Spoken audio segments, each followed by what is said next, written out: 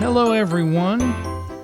This is Dr. Bingo Fairmont's Management Minute Podcast. Dr. Fairmont is participating in an off-season workout with the Tampa Bay Buccaneers today. So myself, Adam Shoemaker, and my colleague, Dr. Russell Clayton, are here to represent and cover for him. Coming to you from St. Leo University's Donald R. Tapia School of Business Recording Studio, the Judges' Chambers in sunny Tampa Bay, Florida. Russell, good to see you today. Good to see you too, Shu. And I know that you had mentioned you were talking about vacation time coming up. The summer is here. Right. And you had asked, what's your favorite U.S. city to visit? Yeah. You know, I think domestic travel is incredible. There's Amazing. lots to see here in our country. Big country. It's a beautiful country. I've always been partial to Albuquerque, New Mexico. Wow. Have you ever been out there? I have not. It's like the high desert. They got mountains. You can even go skiing out there if you go in the wintertime. Really? They got the big balloon festival out there. It's a very pretty country. And I hear some of the young kids, the locals out there, call it the ABQ. The ABQ. All right.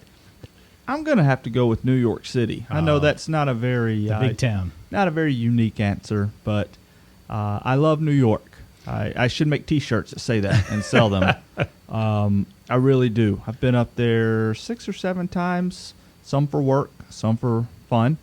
Great town. Great town. There's a lot to do up there, for sure. Listen, I was thinking, toward the end of our semester here on campus, we had a few interviews for some faculty who were applying for jobs here. So that kind of got me to thinking about interviewing and how it's a necessity when it comes to hiring new employees, but there's also some major flaws. Probably the most widely used tool for hiring people, and maybe one of the worst used as well. Sometimes. Right. One of the least valid tools that we Right. have, but Right. we seem to lean on it. Now, you and I were I'm not going to call us old, but we've had several jobs in our lifetimes. We've been through several interviews. We've conducted several interviews. I wanted to talk about that, and as luck would have it, a great piece came out in Forbes just a couple of days ago about some successful interviewing questions. A few questions that we need to get rid of, and then 3 new questions that the authors said, hey, try this instead. So I wanted to jump on that. Now, some of the questions that we need to get rid of. Time to retire their numbers. Time to retire the numbers, hang them in the rafters. The old standby, if you were a fill in the blank, what would you be? If you were an animal, if you were a snack food, if you were a color. Sometimes they get really weird, don't they? It gets very weird. Yeah. Okay?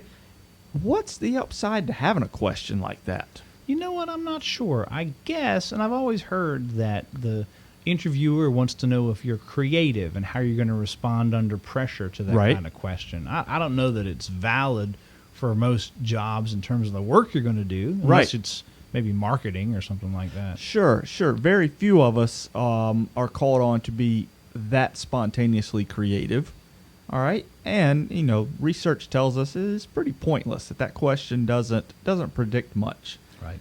Another good old standby that I've been asked, I think probably in every interview that I've ever been a part of, is what is my greatest weakness? And I know what it is. I think that it's that you care too much. I care too much, and you're too conscientious. You're a workaholic. I heard that about you. Oh no, not the work-life balance guy. No, what is your greatest weakness? Now, I've gone as far as to even prep my undergraduate students on the response to that question, and the response to that question is you take your weakness and you turn it into a strength. There you go. Now, if we keep utilizing that question in our interview process, are we gleaning much information from the candidate? Good question. And is it really, if everyone knows that they kind of have to bluff their way through that question, right? What's it really telling the interviewer about you? Right. When you know it's coming and they're prepared for it, I just admitted I prepare my students for that question. The person conducting the interview is not grasping much information there. A third question that maybe it's time to retire. Again, and this is coming from a couple of guys writing for Forbes, David Sturt and Todd Nordstrom. they are arguing, hey, let's get rid of this question, the generic, tell me about yourself. Tell me about yourself. And I wonder if maybe that's like an icebreaker question. True. You don't want to jump right in with the big guns, and so you want to kind of make the candidate feel comfortable. And so I can see you're that. hoping they're going to bring up something and that's not maybe right there in the front of their resume that you can latch onto as something interesting to talk about, or a skill that they have that you didn't know about at first. Right. Maybe sort of an addendum to that question might be, tell me about yourself in addition to what I've already seen on your resume. Please don't repeat what I already know about you. Right, because what we're seeing, and I've seen it in interviews myself where I've been the one doing the interview, is you get the resume just orally presented, regurgitated. You're right. But you know what? On the other side of that, when you see a recruiter who's doing, maybe dozens of interviews a week, and by the time Friday comes around and you're on your 56th interview, and the person comes in and you've barely maybe glanced at their resume, or they look the same as the other 55 resumes you've already looked at pretty much. They went to a good school, they have some experience, whatever. You're looking for anything that's going to distinguish that candidate from the rest of the field. Good point. So let's semi-retire that question.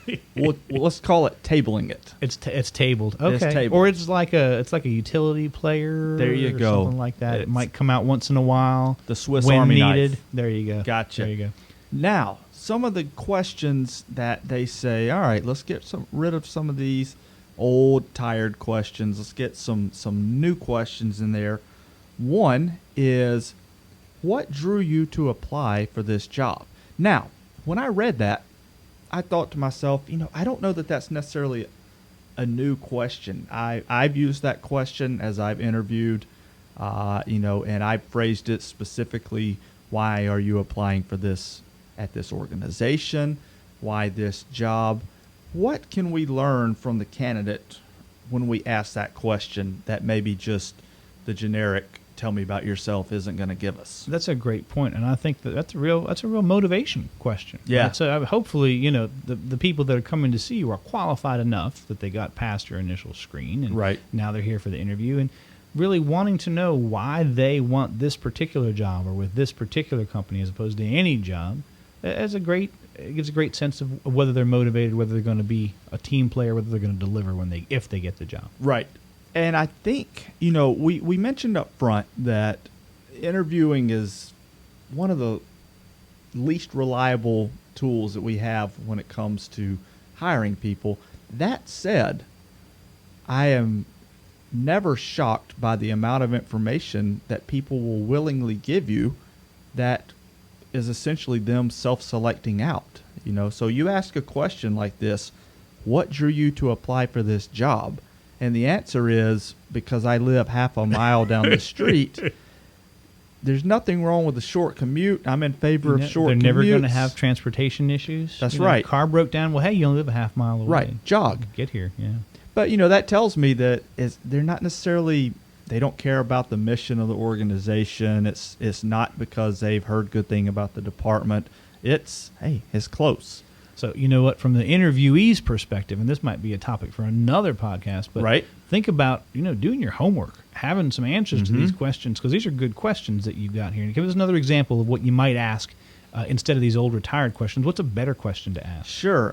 Sturt and Nordstrom, in their piece for Forbes, they said, ask the person in the interview to describe the best team dynamic or leader, describe the best team dynamic or leader you've ever had at work. I thought, brilliant, okay? Because not only does it tell you about what they've done in the past, here's what happened at company XYZ, or here's what happened when I was a part of this committee or work team, or this leader was my boss. So it not only tells you what they've done, but it tells you what they potentially prefer. That's great. So it's not that it's a 100% indicative of what they want, but it does lead us to have a better understanding of some of their preferences, and that's good. So it gives you some information not only on their ability to do the work, but also are they going to be a good fit for your team right. or for your company. I think you hit on the key word, fit. will their preferences fit with what we have? And then the final question that they mentioned that we should bring in instead of those old retired questions is, tell me about a time you made an innovative difference for someone. Wow. Tell me about a time you made an innovative difference for someone. All right. I was just doing a discussion with my MBA organizational behavior class, and we're talking about motivation. Mm-hmm. You know, money's good, perks are good, but we're starting to see that people like jobs where they can make an impact, make a difference. And I thought, hey, this is a great question. Now, what happens if someone can't answer that question? If they freeze up and they can't tell us an answer to that, that may tell us a little bit about the candidate from the standpoint of maybe they're self-seeking, they're self-serving, they haven't done something for someone else. Absolutely. And you know what? This is a great kind of a question. This is what we call in the HR world a structured interview question. It's also a behavioral interview question. So not only are you asking them to tell about something that actually happened to them in the past, not just make up what they think is the right answer that you want to hear, but you're getting that, you know, that what we call a STAR response. Talk about the situation or the task that they did, right? Talk about the action that they took to address this problem. And then talk about the result. You know, did it turn out great? Maybe not. But did you learn from it? And then did you do something different the next time? Beautiful. And that's going to tell you a lot about your candidate. Beautiful. So those three questions, I think, have a lot of weight, add a lot to our interviews. Now, Dr. Fairmont, as we mentioned up front, is participating in a training camp with the Tampa Bay Buccaneers. What position is he playing again? It's either wide receiver or backup kicker. I'm not sure. He was coaching staff. I don't know anyway. Water boy. If Dr. Fairmont were here, he would likely tell us, hey, those are three good questions. What would he warn us to stay away from? Well, you know what? It's important to ask these great questions, and some of the questions that you shared are some pretty good ones because it's getting at not just the experience but also the fit, motivation, the understanding of the candidate, how the company works. But there's some questions out there that can get you into hot water, and of course those are the kinds of questions that you don't want to ask. And unfortunately, all too often, in the heat of the moment maybe, if they're not working from a script, they're working without a net, an interviewer could ask some of these questions inadvertently, leading to discrimination. And those are questions like, you know, what's your birth date? Or how old are you? Or are you married, right? Or do you think your spouse is going to like it if you have to travel a lot for this position? That kind of thing, right? Or do you plan to have children?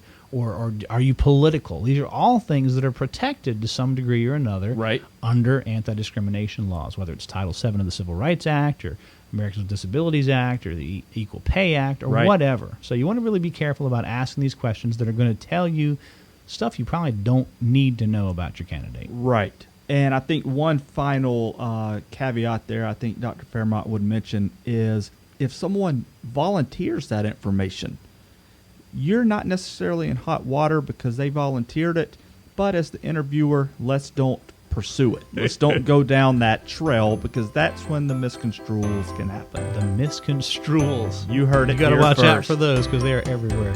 Well, thank you, and thank you to St. Leo University and the Donald R. Tapia School of Business. And we'd like to thank bensound.com for our intro and outro music. And folks, if you see Dr. Fairmont, please tell him we hope he can make it to the next podcast. Have a good one, guys.